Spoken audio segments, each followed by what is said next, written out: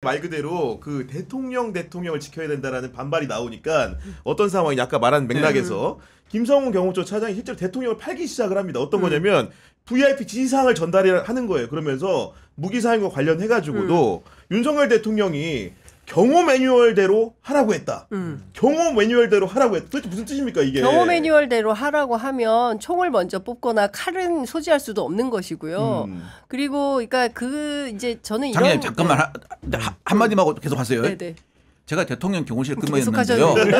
아니야 그게 아니고 대통령 경호실에는요 칼은 도로코 카타날밖에 없습니다. 아 그래요? 칼 없어요. 네, 대통령 경호원이 언제 칼 씁니까? 총을 쏴야지. 네, 물정 모르고 막 던진 말이구나. 그리고 그래서 제가 이 말도 좀 이따 분석해 드릴게요. 누가 그러더라고요. 아니 그래도 K2 소총이나 이런 게 있으면 앞에 착금하는 게 있잖아.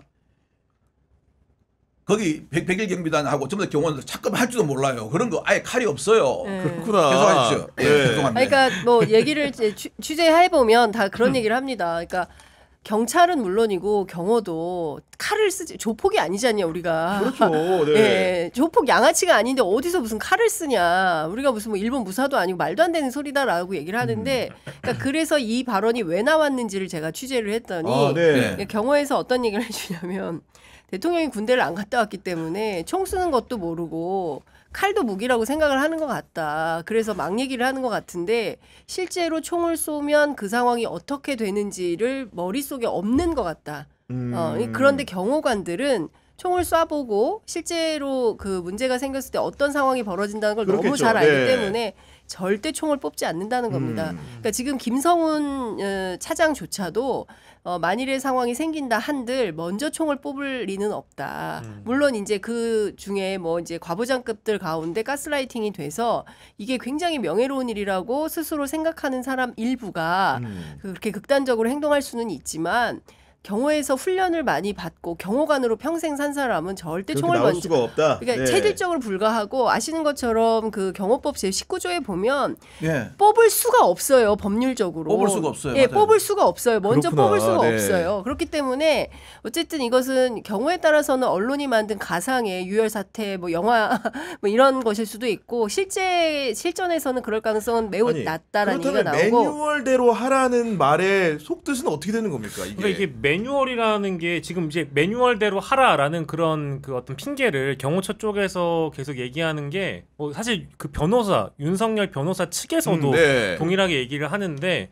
근데 그 경호처 내부에서도 이미 다 알고 있더만요. 그러니까 이제 그 매뉴얼대로 하라라는 뜻이 그냥 할 말이 없으니까 그냥 지어내는 수준이다. 왜냐하면 매뉴얼대로 실제로 한다고 할 수 없을 뿐더러 네. 헌법을 넘어갈 수가 없는 상황이잖아요. 그러니까 이미 체포영장이 발부돼서 집행이 되는 과정에서 매뉴얼대로 한다고 그러면 그 매뉴얼을 실행할 수도 없다라는 걸 이미 경호처 직원들이 다 알고 있는데 지금 어떤 법률적 문제가 생기면 항상 그 매뉴얼만 반복해서 얘기를 하는 것 같아요. 그리고 일상적인 상황에 실행시킬 수 있는 매뉴얼도 아니거니와 지금이 일상적인 상황은 또 아니거든요. 그러니까요. 그 매뉴얼대로 어떻게 생각하십니까? 네. 누구한테 물어보면요. 공부 어떻게 하면 잘합니까? 하면 물어보면은 교과서 나온 대로 하라 그래요. 정말 진짜 한 대 패주고 싶죠. 안 그렇습니까? 그런 얘기네. 그리고 대통령 경호법에 그렇게 돼 있어요. VIP에 대해서 다가오는 위해를 제거 또는 예방하기 위해서 돼 있어요. 그렇죠. 위해라는 것은 위법적인 어떤 해를 말하는 거거든요. 아니 수사관이 헌법과 법률에 의해서 법관이 발부한 영장을 집행하는 게 위해입니까? 아니죠. 위해 네. 아니죠. 그래서 그 자체 하면 잘못된 거예요.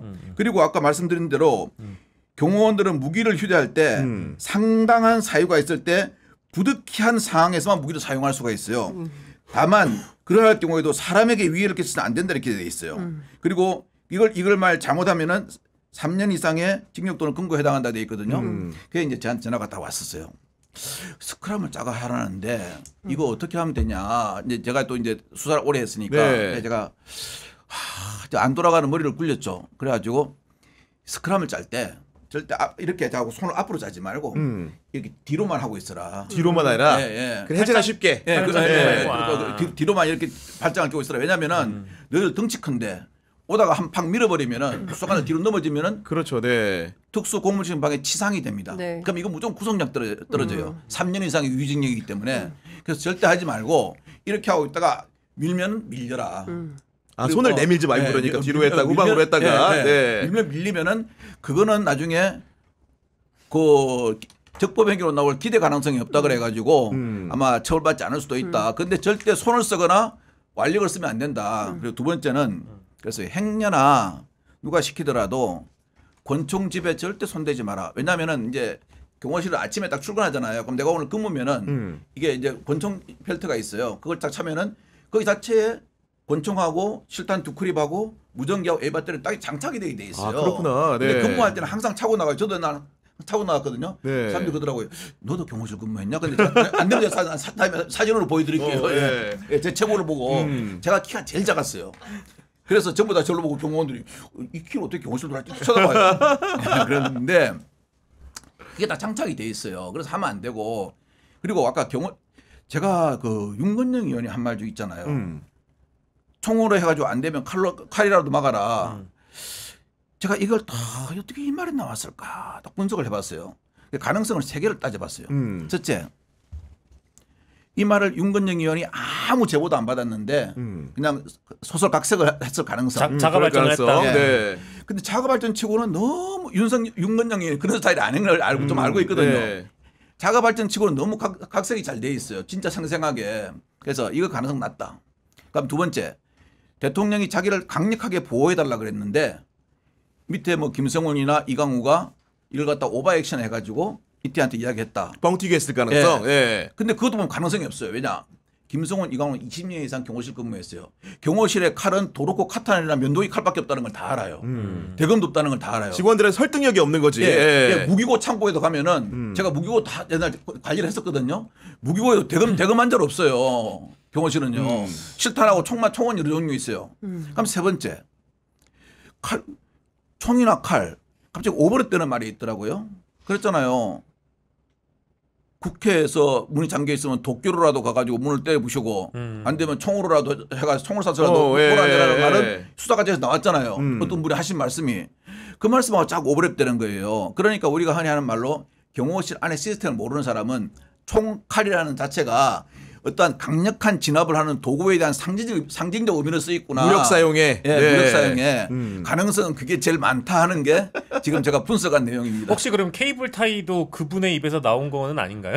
저는 갑자기 궁금한 게. 이분 케이블 타이 모르고요. 근데 아까도 또 그랬잖아요. 네. 나는 오늘 남미 마약갱단이라고 이야기하는데 자, 우리 한번 생각해 봅시다. 도끼, 망치, 케이블 타이, 야구방망이, 그다음 이거 뭡니까 이거? 니퍼? 니퍼, 그다음에 작두칼 이거. 작두칼. 예.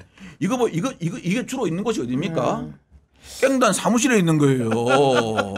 제가 지금 그 너무 충격적인 제보를 받아가지고 아, 진짜요? 네. 경향 TV의 단독을 어떤 내용입니까? 아, 엄청 센 단독인데 네. 기사 써야 될 것 같은데요. 아이 그냥 푸세요. 아 너무 충격입니다. 예. 경호처에서 나온 건데요. 네. 그 장기자랑까지 나왔잖아요. 네. 지금 풍선 오. 나왔잖아요. 근데 마이바 트렁크 풍선. 그게 끝이 아니라 안마. 아이고. 안마를 했다는 거예요. 윤석열 안마를 경호관들이 안마를 했는데 다 알고 있지만 자존심 때문에 지금 말을 못 하고 있다. 그런데 안마한 직원들이 대체로 착한 직원들이다라는 것입니다. 네. 그리고 처음에는 수행부에 국가대표 출신들이 관저에서 윤석열 안마를 해줬다는 것이고요. 그리고 당시 지휘부는 김용현 처장, 김종철 차장, 김성훈 기획관리실장, 이진아 수행부장이었다고 합니다. 이 사람들이 경호처의 수행부에 국가대표 출신 경호관들을 대통령 안마시킨 겁니다. 예. 그리고 네. 안마에 동원된 그 수행부 직원들이 괴로워하니까 지휘부가 뭐라고 얘기를 했냐. 이 경향신문 기사 좀 썼으면 좋겠어요. 네네. 이거는 진짜 너무 심각해서. 대통령 몸에 손댈 수 있는 건 영광이야. 그렇게 얘기를 했다고요? 네. 아. 그래서 그 다음에 인사발령이 있었는데 인원들이 다 교체가 되면서 안마 담당이 무도사범으로 바뀌었고 그리고 이 무도사범은 해외 순방 때도 데리고 다녔다고 합니다. 그러면 해외 순방 다니면서도 우리 장 기자님 취재한 거하고 저하고 많이 겹쳐요. 근데 내가 저는 이제 거기 근무를 했잖아요. 그냥 그런 말을 참 못 하겠더라고요. 이게 저는 그렇게 생각해요. 경호처 직원들이 얼마나 그저 아유 저는 그 오늘 아침인가 약간 코끝이 찡하더라고요. 그 경호처 직원 그 부인이 쓴 편지를 보니까 저는 네. 이해가 가요. 그 저런 거 시키면 안 돼요.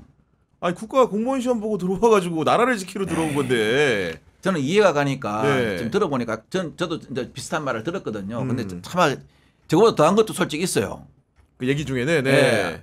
근데 참 그거는 정말 말을 못 하겠어요. 근데 이거는요 범죄입니다. 이 범죄예요. 그러니까 제가 이제 앞서도 이제 쭉 말씀을 드리다가 이제 중단이 됐지만 이제 권력 사유화의 전형적인 행태들이 있는 거죠. 뭐 생일 잔치에 무슨 사병들입니까? 그러니까. 무슨 장기 자랑을 시킵니까? 예? 근데 더군다나 세상의 국가 경호관들을 유단자들을 데려다가 안마사가 아니잖아요. 안마는 필요하면 자기들 부부들끼리 알아서 하든가 아니면 무슨 안마를 따로 받든가 해야지 어떻게 아니, 그 그게 국가 이제 공무원들을 역대 데려다가 대통령들은 단저로 데리고 와서 예? 안마를 시킬 수가 안마사가 네. 아니지 않습니까? 경호관들이지. 예? 역대 대통령들이 이제 그게 이제 뭐 정말 참담하다. 메이커, 면도사, 이발사, 미용사가 다 따로 있어요. 따로 있는데 어떻게 이제 하냐면은 옛날에 쓰던 사람 있잖아요. 네. 그 사람들 신원조를 다 해가지고 이 행사 있을 때만 알아서 이제 메이크업하고 다 해주거든요. 근데 아까 우리 장 기자님 말씀하신 그게 참 보면은 자칫하면 있잖아요. 저거 잘못 색안경 끼고 보면 이상하게 네. 봐요. 아니 그러니까요. 네. 잘못 색안경 끼고 보면은 이게 진짜 그 너무 충격적인데 이제 경호처에서 이제 작심을 한 것 같아요. 경호관들이 이제 지금까지 제가 보기엔 이제 시작인 것 같고요. 윤건영 의원하고 저하고도 좀 약간 겹치는 취재원이 네. 그 출처가. 취재원들이 네. 좀 비슷한 취재원들이 있긴 아니, 한데 네. 근데 중요한 포인트는 이런 일들이 횡행하고 있었다. 그러니까 비단 무속 뭐 이런 것뿐만 아니라 국가 운영을 하는 데 있어서 국가 원수가 범해서는 안 되는 기괴한 일들을 하고 있었다. 그리고 완전히 이제 본인의 어떤 사병이나 용병처럼 아무 때나 필요하면 불러다가 안마도 시키고 노래자랑도 시키고 뭐도 시키고 이런 방식으로 그냥 사유화했다는 것 자체가 대단히 충격적인 네. 것이고요. 뭐 그래 그럴 줄 알았다 하지만 저는 안마까지 할 거라고는 상상을 못했습니다. 아니 이게 이제 저희가 앞서서 무속 얘기하고 뭐 저기 역술인 얘기도 했습니다만 이게 지금 공사 구분이 안 되는 거 너무 심각한 문제잖아요. 근데 그것도 어느 정도 것이라는 생각을 좀 했는데 이거는 이거 범죄죠. 지금 장 기자님 말씀 주신 것처럼 대통령 권력이라는 거를 윤석열이란 자와 김건희가 뭐라고 생각을 하고 있길래 대통령 경호처 직원들을 상대로 안마를 시킨단 말입니까? 만약에 이게 사실이라고 그러면 이것도 처벌을 당연히 받아야 마땅한 일이고요. 이게 아까 지금 저희가 얘기했던 것 중에 매뉴얼 타령했잖아요. 경호처의 매뉴얼에 안마라는 게 있습니까? 그 당연히 직군에 없겠죠. 네. 아니 그 직군에 맞는 일을 시키는 것이 당연한 거 그것을 선을 네. 넘을 수는 없는 거예요. 그게 바로 이제 사적인 오용이고 남용인 제발 겁니다. 매뉴얼대로 좀 해라 싶다. 그러니까. 정말. 아니 뭐 무슨 불리하면은 매뉴얼 타령하고 법 타령하는데요. 지금 굉장히 이제 분노스러운 게 아니, 지금 저희 구독자 경원님이 북한 싫다고 하면서 하는 짓은 북한과 똑같다. 이런 얘기 이게 나오는 뭐가 겁니다 달라요? 지금. 네. 지금 저렇게 북한 따라하는 게 종북 아니에요? 그러니까 종북 세력이 진짜로 따로 있는 게 아닙니다. 아마 네. 제가 보기로는 또 터질 거 하나 더 있어요. 또 편의점 사건 아니다. 또 터질 거야 하거든요. 네, 그런 상황인데 그래서 이제 뭔가 이 엉키고 설킨 실타래를 풀어야 되는 상황이 온 것 같고 그것은 경찰과 공수처가 적법한 영장을 들고 집행을 해야 되는 상황입니다. 근데 그렇습니다. 제가 얘기 들어보니까 아마도 이제 경찰이 워낙 훈련된 조직이기 때문에 여러 가지 시나리오를 가지고 점검을 했는데 딱 이런 우려들이 있는 것 같아요. 마지막에 윤석열을 지킬 결사항전할 수명이 남았을 때 예. 그 사람들과의 무력 충돌도 불사해야 되는 것인가 이런 마지막 고민이 남은 것 같은데 행정관님은 좀 어때야 된다고 보십니까? 저도 형사를 오래 했지만 좀 해봤어요. 형사과장도 해봤는데 조폭 20명이 40칼 들고 있어도요. 형사 5명이 삼다목 들고 뛰어듭니다. 왜냐?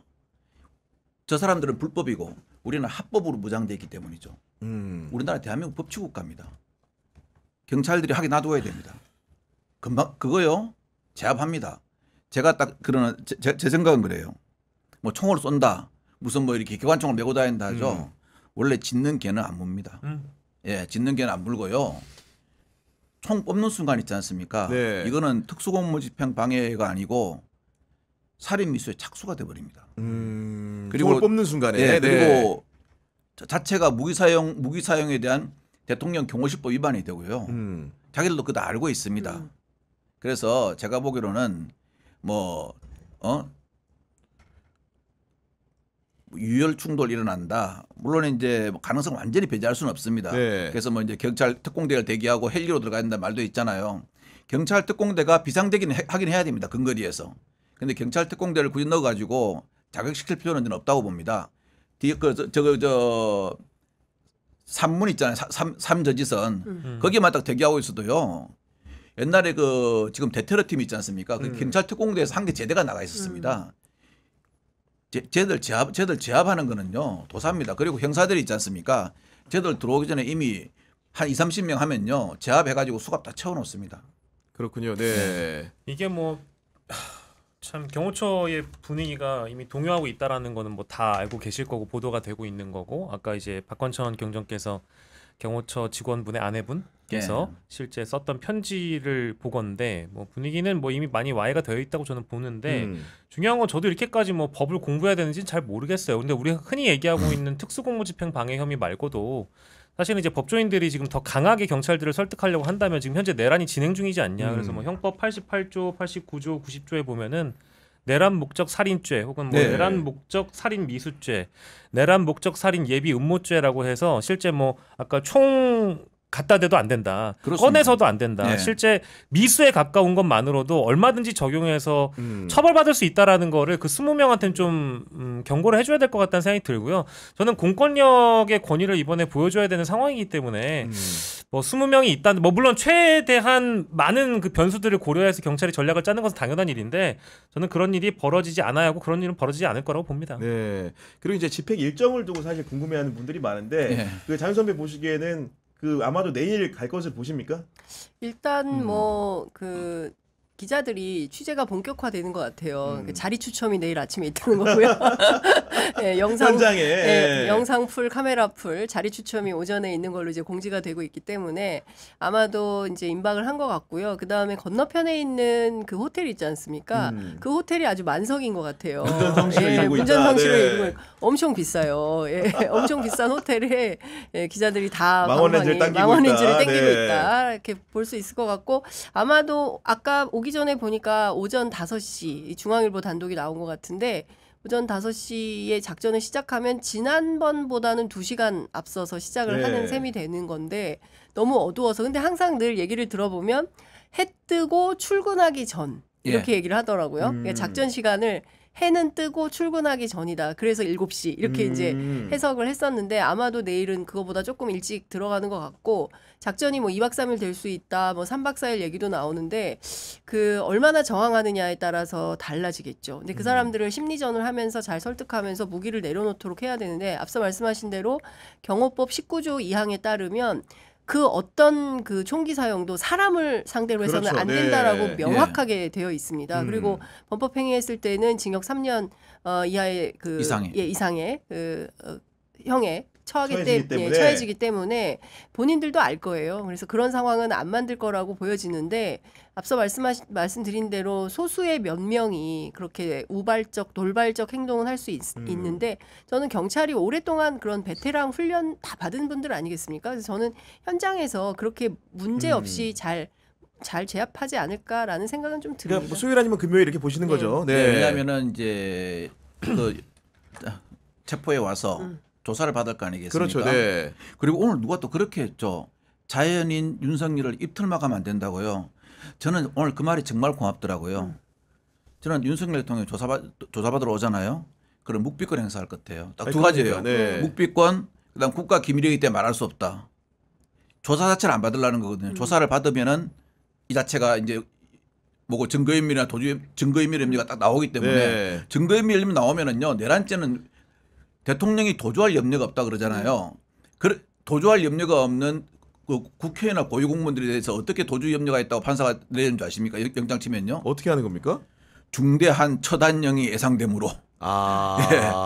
그렇죠. 또는 그래서 처단형이라고 쓰니까 막 싫어하더니까 그러니까 어떻게 보면 엄한 선고형이 예상되므로 도주의 염려가 있다. 그래서 요즘은 있으더라고요. 네. 내란죄 상당히 엄한 우두머리는 엄한 그렇습니다. 선고형입니다. 네. 엄한 선고형이기 때문에 이거는 될 가능성이 있고 그래서 정말 입특말 안 하시고 있는 그 하실 말씀 다 하셨으면 좋겠습니다. 어차피 조사를 받을 거니까. 그러니까요. 또 그 이야기도 했죠. 한정된 공간에서 검사 앞에서 이야기하는 것이 적법 절차가 맞는지 모르겠다고. 본인 그걸로 지금 검사에서 대통령까지 됐습니다. 지금 그리고 그 두 분 다 거기서 그걸로 검사장까지 됐는데 그럼 여태까지 자기는 그럼 계속 20년 동안 범죄하면서 월급 받고 룸사롱 가가지고 99만 원 얻어먹는 후배들 데리고 일하고 그랬다 그런 말입니까? 그건 말이 안 되는 거죠. 네. 그래서 제가 볼 때는 내일 그 저번에 자꾸 변수 이야기를 하고 하는데 그 변수는 좀 최소화시키는 게 좋고 그다음에 내일 해야만이 또 연휴가 있지 않습니까? 그렇습니다. 그리고 네. 공수처는 10일 가지고 있을 수 있거든요. 그럼 공수처가 10일 있다가 또 검찰에 송치를 해야 돼요. 네. 그 시간까지 다 한다면은 이번 주 안에 집행을 안 하면은 기회가 이 맞지 않다. 시간이 네. 안 나옵니다. 타이밍이. 한편으로는 이제 저희가 지금 2주째 사실 이 얘기하고 맞아요. 있잖아요. 네. 그래서 기자들 얘기를 좀 종합을 해보면 이제 경찰 쪽에서 나오는 소스를 다 기자들이 열심히 또 취재해가지고 나와서 보도가 되는 거지만 날짜와 시각이나 이런 게 너무 마치 이 선거 방송처럼 당선 유력, 맞아요. 네. 뭐 당선 임박 이런 느낌이잖아요. 그래서 오늘 보도 나오고 나서도 설마 내일 5시에 하겠냐라는 일단 이런 여론들도 좀 있는 것 같고 네. 다만 그 원칙적으로는 체포 영장 집행 시각을 알려주는 수사기관은 없잖아요. 맞죠. 네. 그래서 지금 신뢰가 좀 떨어진다라는 여론도 일부 있다는 걸 오히려 말씀을 네. 드릴 것 같아요. 근데 원래 이게 그 유출되지 말아야 되는 1급 기밀이었는데 어찌됐든 워낙 이게 많은 사람들이 사람들이 소집력이 관여가 떨어지기 때문에 어쩔 되어 수가 있기 때문에 없어요. 이거는 예. 풀될 언제 해도 수밖에 나옵니다. 없는 예. 거라서. 이거요. 유출 안 돼도 있지 않습니까? 저는 이거는 이제 아주 높은 가능성을 이야기하는 겁니다, 장 기자님. 지금 대통령실하고 경호실이 바보 아닙니다. 아직은 살아 있습니다. 자기도 언제 들어온다는 건 다 알고요. 그다음에 이게 4개 지방청에서 그걸 했잖아요, 그죠? 네. 소집을 했잖아요. 네. 적어도 12시간 전에는 다 알게 됩니다. 아니, 그러니까 그렇죠. 모를 네. 수가 소집 없어요. 명령이 예. 떨어지니까.